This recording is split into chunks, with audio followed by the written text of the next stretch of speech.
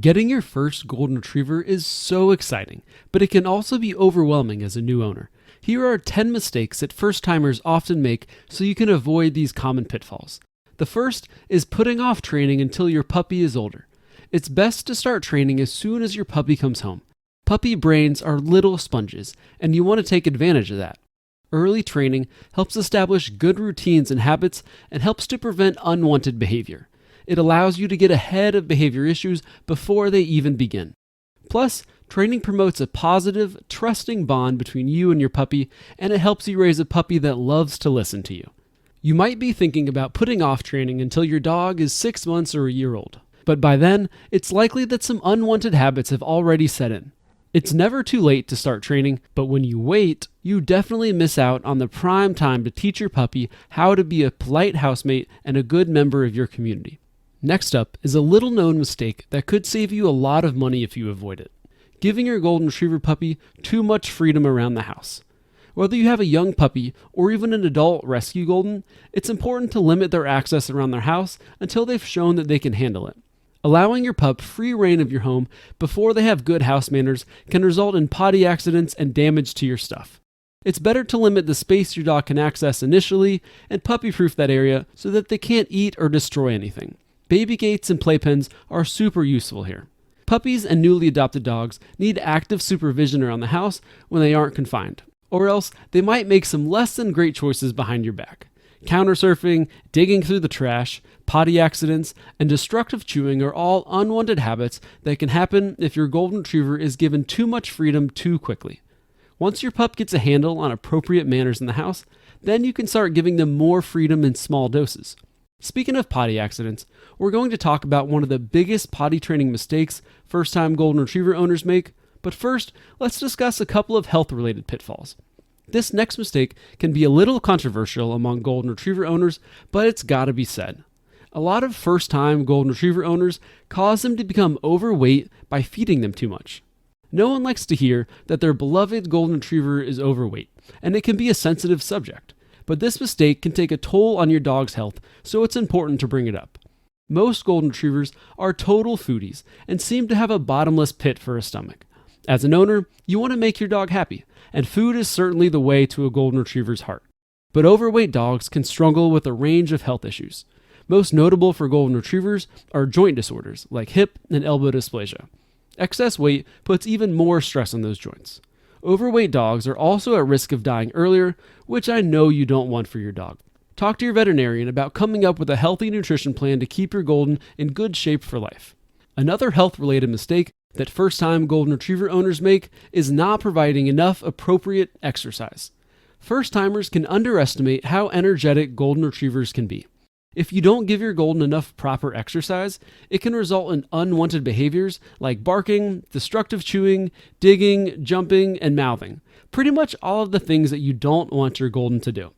It can also contribute to weight issues, like we talked about earlier. Younger pups often need exercise more than older dogs, but it can really vary from dog to dog.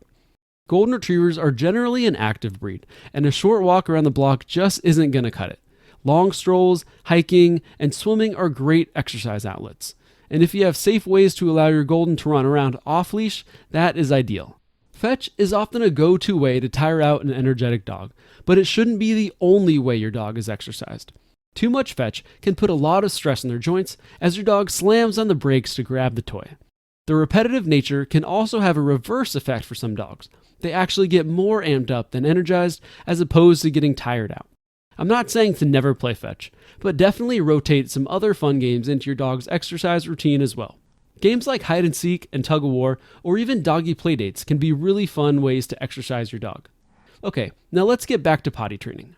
Here's another common error many first-time golden retriever owners make: punishing their puppy for potty accidents in the house. I'm not saying you should just let your pup pee and poop all over the house. But if you hit or scold your dog after they have a potty accident, it can actually slow down your potty training progress. You might think that punishing your pup will make them less likely to potty in the house the next time. But what it actually does is teach them to be really sneaky. They learn to be very stealthy when they go pee or poo in the house so they can avoid another punishment. If your pup has a potty accident, it's best to quickly and calmly take them outside to see if they have any more business to do. Then, thoroughly clean up the spot with an enzymatic cleaner. The best way to potty train your Golden is to provide them with lots of opportunities to go outside, as well as heavy supervision so that they never have an opportunity to make a mistake. And if you can't supervise them, then they need to be confined in a crate or a pen. If you want to potty train your puppy fast, you can download the free potty training cheat sheet, which I'll link to down in the description. Up next is an overlooked mistake that can cause a lot of headaches down the road: not teaching your Golden Retriever how to be calm during grooming. First-time owners often overlook introducing their dog to brushing, nail clipping, and dental care. Or they might try to do too much all at once, such as trying to trim all their nails in one go, which freaks their puppy out. And this can really bite you in the butt as your pup gets older. Grooming can be a stressful, scary experience for a dog, so it's up to you, as their owner, to teach them how to enjoy it, or at least tolerate the process. If you don't, your dog might become unruly or out of control when you try to groom them. The best way to teach your dog to be calm for grooming is to use positive reinforcement training and do it in baby steps. Pairing grooming procedures with delicious treats and going slow so that your dog isn't overwhelmed can make grooming a much more cooperative and stress-free experience. Overlooking the importance of grooming can also have negative consequences on your Golden's health. Routine brushing helps keep their coat free from mats and skin issues. Brushing their teeth can prevent serious dental diseases and even extend their lifespan. And if you neglect to trim your Golden's nails, they can become very long and actually cause issues like torn or split nails, or cause deformed feet or injured joints. Regular professional grooming can certainly help with this, but it's also important to keep up with it at home. This next mistake can really make your life hard as a Golden Retriever owner. It's common for first-timers, and it's a little counterintuitive. Letting your Golden Retriever say hi to everyone they see on their walks. Goldens are loved for their never-met-a-stranger personalities, but it's important to channel this sociability. Many times, new owners will let their excited puppy say hello to anyone they see. But there are a couple of reasons why this is a mistake. First, it can be a safety issue. If your dog is an enthusiastic greeter, they could potentially knock someone over. If you have a puppy, that may not be an issue now, but in a few months, when they're a 60-pound energetic dog, it can be. Also, not every dog will be as friendly as your Golden Retriever, which means your pup could end up in a scuffle if they waltz right up to the wrong dog. Second, letting your dog drag you over to say hi to everyone as they pass is also a matter of etiquette. As adorable as your puppy is, there are some people who simply don't like dogs, and other dogs might be afraid of your dog. In other words, allowing your dog to invade others' personal space is kind of rude. Third, if you let your Golden Retriever say hi to everyone they see, you create an expectation that everyone is here to say hi to them. They will expect that whenever they see another person or dog, it means that they get to go over and say hi. Goldens who have a history of saying hi to everyone often become very frustrated when they aren't allowed to do so. They might pull hard on the leash, whine, bark, or plop down on the ground in protest. Rather than letting your Golden say hi to everyone, it's better to teach your Golden how to calmly let people and dogs pass them by. When you think about it, the majority of people and dogs your Golden Retriever will see in their lifetime are just going to walk on by. They're not going to get to make best friends with everybody they see, so it's best to avoid creating that unrealistic expectation when you first bring your pup home. We talked about lack of physical exercise, but sometimes first-time owners also overlook this next mistake: not providing enough mental exercise. Yep, it's crucial to give your Golden Retriever's brain a workout too. While physical exercise is essential, you need to balance it with mental enrichment. In fact, engaging their brain can sometimes tire them out even more effectively than physical exercise. If you neglect mental enrichment, your Golden Retriever may find themselves bored even if they've exercised. And a bored dog is just trouble waiting to happen. Puzzle toys can be an easy way to add in some enrichment to your dog's routine. Training is also an excellent way to drain some mental energy. You can even try out some dog sports like agility, nose work, and rally obedience. Just remember that both their bodies and their brains need a workout. This next mistake is an easy one to fall into, especially for new owners. Assuming that problem behaviors will go away on their own. While it may be tempting to cross your fingers and hope that their frustrating habits will vanish, things almost never happen that way. What tends to happen instead is that the behavior gets worse, or becomes ingrained as a habit, making it even harder to stop.